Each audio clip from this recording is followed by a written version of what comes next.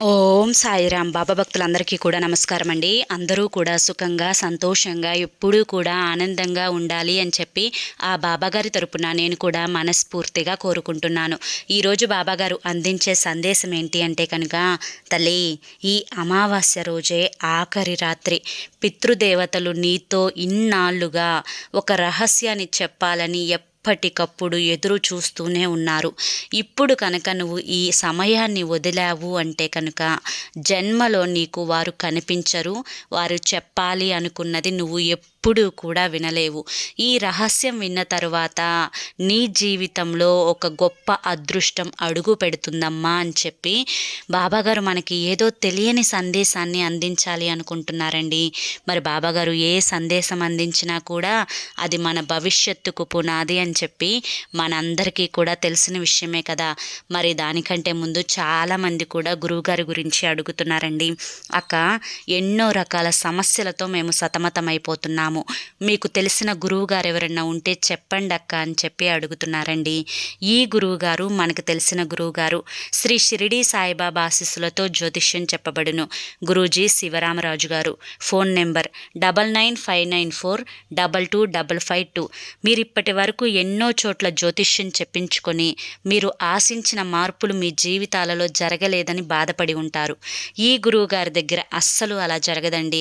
మీ సమస్యలు ఏవైతే ఉన్నాయో, ప్రేమ, పెళ్లి, ఉద్యోగం, రాజకీయం, సంతానం లేక ఇబ్బంది పడుతున్న భార్యాభర్తల మధ్య గొడవలున్నా, అప్పుల సమస్యలున్నా, శత్రువుల సమస్యలున్నా, ఇలా మీరు ఆ సమస్య ఏంటో గురువుగారికి వివరించినట్లయితే వాటికి తగిన పూజలు చేసి మీకు 9 రోజుల్లోనే గురువుగారు పరిష్కారాన్ని చూపిస్తారు.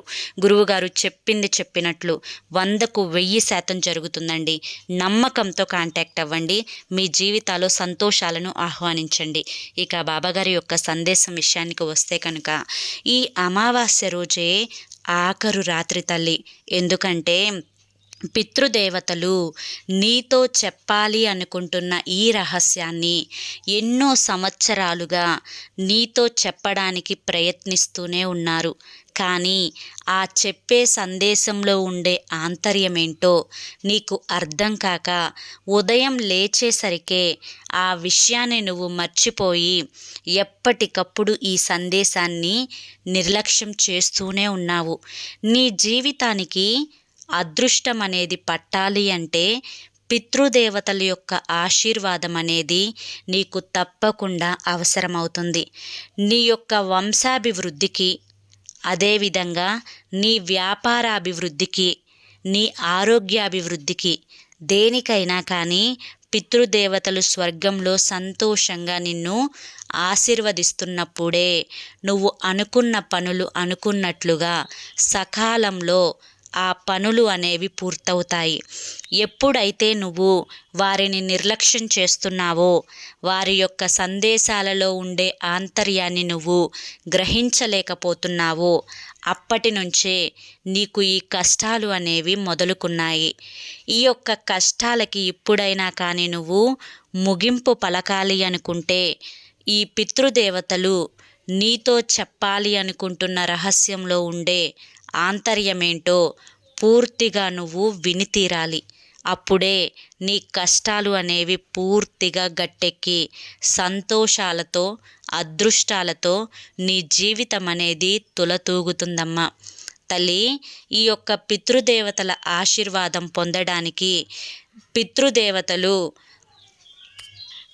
భగవంతుణ్ణి చేరుకున్న తర్వాత నా వారితో ఈ రహస్యాన్ని చెప్పి వస్తాను అని చెప్పినప్పుడు భగవంతుడు వారిని కలలో కనిపించి చెప్పమని చెప్తారు. అప్పుడు వారు కలలో కనిపించి నీకు చెప్పాలి అనుకుంటున్న విషయాన్ని ఏదో ఒక చిహ్న రూపంలో చెప్పడానికి ప్రయత్నిస్తారు. దాన్ని అర్థం చేసుకొని అమలు చేసిన వారి జీవితం చాలా అదృష్టదాయకంగా ఉంటుంది. ఎందుకంటే భగవంతుని ఆశీర్వచనాల కంటే కూడా పితృదేవతల ఆశీర్వచనాలు చాలా గొప్పగా నీ జీవితానికి ఉపయోగపడతాయి. తల్లి, భగవంతుడు ఇచ్చిన సమయంలోపు పితృదేవతలు నీతో రహస్యాన్ని చెప్పడానికి ప్రయత్నిస్తూనే ఉంటారు. ఆ సమయం ముగిసిపోతే కనుక ఇక భగవంతుడు వారిని భూలోకంలో కలల రూపంలో కనిపించడానికి అనుమతిని ఇవ్వరు. అప్పుడు నువ్వు ఎంత ప్రాధేయపడినా కూడా ఆ పితృదేవతలు అక్కడ ఉండి వారు మానసికంగా కృంగిపోతూ ఉంటారు. వారు చెప్పాలి అనుకున్న విషయాన్ని చెప్పలేకపోయానే, చెప్పినప్పుడు అర్థం చేసుకోలేకపోయారే, నా బిడ్డలు భూలోకంలో కష్టాలు పడుతూ ఉన్నారు, నేను ఎలా సంతోషంగా ఉండగలుగుతాను అని చెప్పి మనోవేదన చెందుతూ ఉంటారు. ఈ విధంగా వారు మనోవేదన చెందుతున్నప్పుడల్లా మీకు మానసికంగా అసంతృప్తి ఏర్పడుతూ ఉంటుంది. చేసిన పనులలో మీకు విజయం లభించదు, డబ్బు చేతిలో నిలబడదు, అనారోగ్య సమస్యలు అనేవి వస్తూ ఉంటాయి. ఏ పని తలపెట్టినా అది వెనక్కి పోతూనే ఉంటుంది. ఏదో ఒక ఇబ్బంది అనుక్షణం మిమ్మల్ని వెంటాడుతూనే ఉంటుంది. కనుక ఇదే ఆఖరి రాత్రి. పితృదేవతలు నీతో చెప్పాలి అనుకుంటున్న విషయాన్ని చెప్పడానికి ఈ రాత్రి నీ కలలో కనిపించబోతున్నారు. ఇప్పుడైనా కానీ నేను నీకు ఈ సందేశాన్ని ఎందుకు చెప్తున్నానో పూర్తిగా అర్థమై ఉంటుంది. కనుక వారు చెప్పాలి అనుకుంటున్న రహస్యాన్ని వారు ఏ రూపంలో చెప్తున్నారో ఆ యొక్క రూపానికి, ఆ యొక్క సైగలకు, ఆ యొక్క చేష్టలకు పూర్తి అర్థాన్ని కనుక మీరు గ్రహించగలిగితే మీ జీవితం అనేది ఆనందదాయకంగా ఉంటుంది. అందులో మొదటిది, ఒకరు మీకు ఎప్పుడు వీరు మరణిస్తారో కూడా తెలియక వారు ఆరోగ్యంగానే ఉంటూ అకాల మరణం కనుక చెంది ఉన్నట్లయితే నీ పితృదేవతలు వారు కలలో కనిపించినట్లయితే, మేము చెయ్యాలి అనుకున్న పనులను చెయ్యలేకపోయాము, మేము పూర్తి చెయ్యాలి అనుకున్న పనులు మిగిలే ఉన్నాయి, కనుక మధ్యలోనే మాకు మరణం వచ్చింది, మేము ఎప్పుడు చనిపోతామో కూడా తెలియకుండానే చనిపోయాము, కనుక మా ఆశలు కోరికలు అన్నీ మిగిలిపోయాయి, మీరు వాటిని పూర్తి చేయగలరు అని చెప్పి ఆశిస్తున్నాను అని చెప్పి అకాల మరణం అంటే ఎప్పుడు చనిపోతారో కూడా తెలియకుండా హఠాత్తుగా ఏదన్నా యాక్సిడెంట్ అయి కానీ, లేదా ఏదన్నా పాము కరిచి కానీ, లేదా హార్ట్ అటాక్ వచ్చి కానీ, ఇలా అకాల మరణం చెందిన వారు పూర్తి చేయాలి అనుకున్న పనులు బ్రతికున్నప్పుడు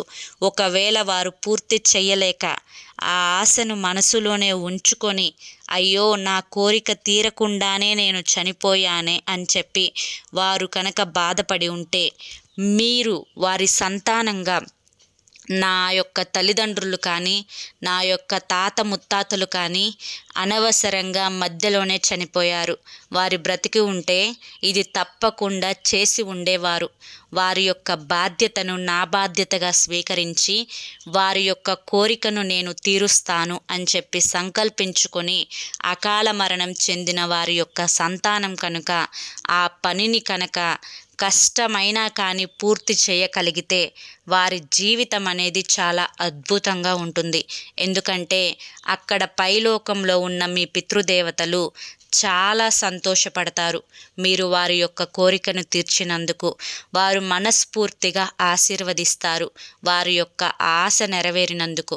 కనుక అకాల మరణం చెందిన వారు కనుక మీకు కలలో కనిపిస్తే వారి యొక్క ఆశలు కోరికలు తీర్చమని అర్థం. ఇక రెండవది, జీవించి ఉన్న వ్యక్తే మరణించినట్లుగా కనిపిస్తే కనుక దాని గురించి ఏమాత్రం కంగారు పడాల్సిన అవసరం లేదు. ఎందుకంటే జీవించిన వ్యక్తి మరణించినట్లు కనిపిస్తే వారి యొక్క ఆయుష్ అనేది రెట్టింపు అవుతుంది, వారు దీర్ఘాయుష్మంతులయ్యి సంపూర్ణ ఆయుష్తో జీవించి ఉంటారు అని దాని అర్థం. కనుక దాని గురించి ఏ మాత్రం కూడా మీరు కంగారు పడాల్సిన అవసరం లేదు. ఇక మూడవది ఏంటి అంటే కనుక మరణించిన వారు కలలో కనుక మీకు మౌనంగా కనిపిస్తే, మీరు ఏ పని చేస్తున్నారో, ఏదైతే సాధించాలి అని చెప్పి ఒక పనిని మీరు కొత్తగా మొదలుపెట్టి ఉన్నారో ఆ పని అనేది ఇప్పుడు ఎలా చేస్తున్నారో అలాగే చేసుకుంటూ వెళ్ళండి. ఆ పనిలో ఖచ్చితంగా మీకు విజయం అనేది దక్కుతుంది అని చెప్పి ఆ యొక్క మౌనానికి అర్థం గ్రహించండి.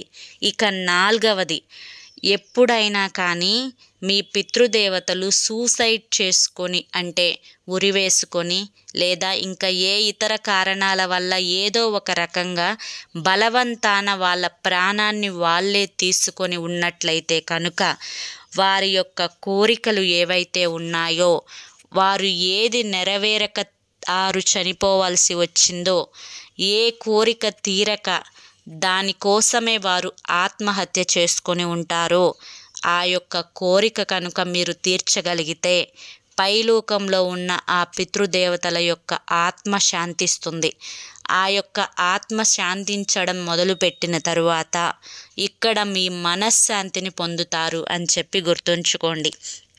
ఇక 5వది, నడి వయస్సులో ఉన్నవారు కనుక మరణించినట్లయితే కనుక వారి యొక్క కళ కోరిక అనేది ఏదైతే ఉందో వారికి భూమి మీద ఉన్నవారు ఎవరైతే ప్రాణంగా ప్రేమించిన వారు ఉంటారో వారు కనుక బాధలు పడుతూ కష్టాలు పడుతూ ఉంటే మేము ఇక్కడిక్కడే తిరుగుతూ వారి యొక్క కష్టాలను చూడలేకపోతున్నాము, వారి కోసం ఏమీ చేయలేకపోతున్నాము, మేము మధ్యలోనే చనిపోయాము, కానీ నా బిడ్డల యొక్క మంచి చెడు చూడలేకపోయాము అని చెప్పి బాధపడుతూ ఉంటారు.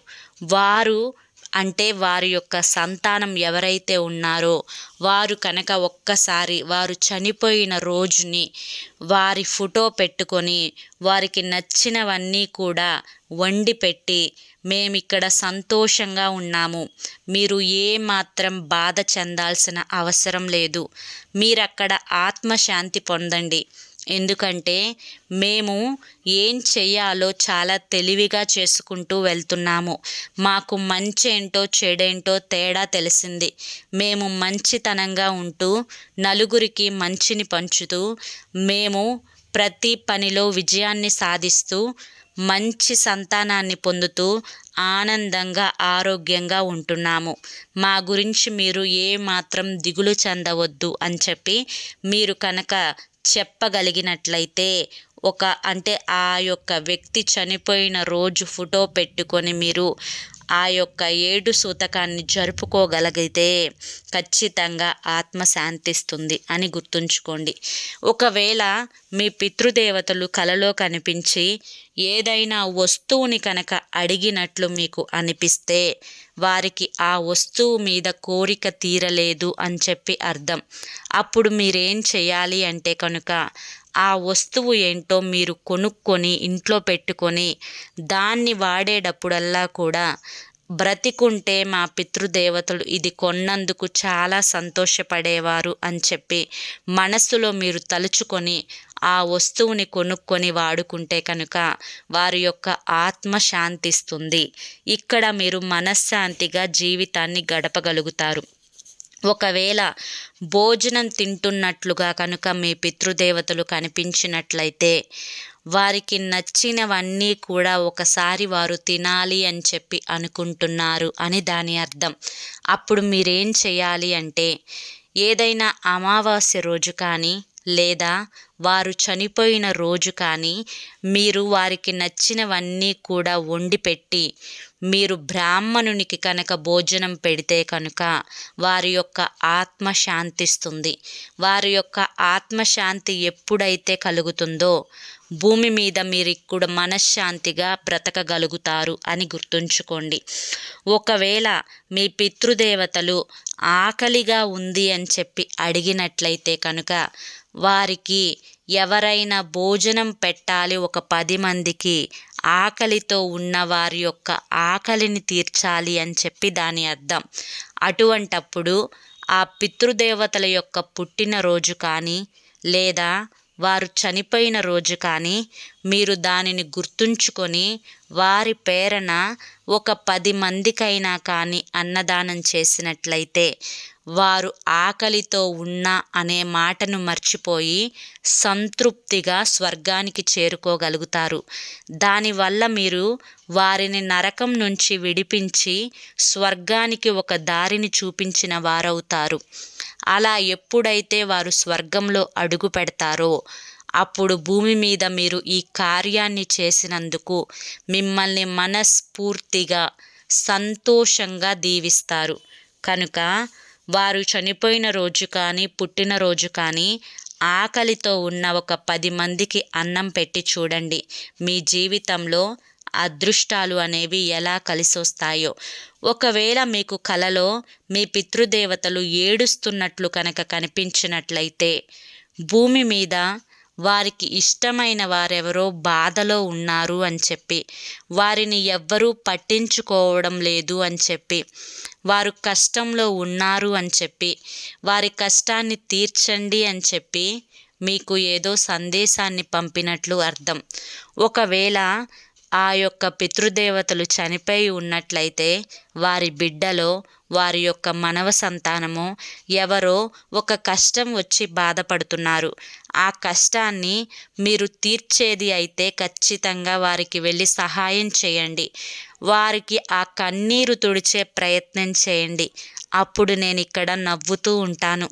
నేనెప్పుడైతే నవ్వుతూ ఉంటానో ఈ భూమి మీద నా సంతానమైన మీరు కూడా సంతోషంగా గడపగలుగుతారు. కనుక ఈ చిన్న కోరికను తీర్చండి, నా కన్నీటిని తుడవండి అని చెప్పి పితృదేవతలు మీకు సంకేతాన్ని ఇచ్చినట్లు అర్థం. ఒకవేళ కలలో కనుక మీకు పితృదేవతలు నవ్వుతున్నట్లు కనిపిస్తే కనుక వారు సంతోషంగా ఉన్నారు అని చెప్పి అర్థం. మీకు జీవితంలో ఏదో అదృష్టం పట్టబోతుంది. అది ఆ పితృదేవతలకు ముందుగానే తెలిసి వారు ఆనందిస్తున్నట్లు, మీకు ఆ అదృష్టం అనేది చాలా తొందరలోనే మీ జీవితంలోకి అడుగు పెట్టబోతున్నట్లు దాని అర్థం. కనుక మీ యొక్క పితృదేవతలు నవ్వినట్లు కనిపిస్తే మీరు ఏమాత్రం కంగారు పడవద్దు. ఎందుకంటే వారు సంతోషంగా ఉన్నారు కాబట్టి మీ జీవితాలలో కొత్త సంతోషాలు అనేవి అడుగు పెడుతున్నాయి.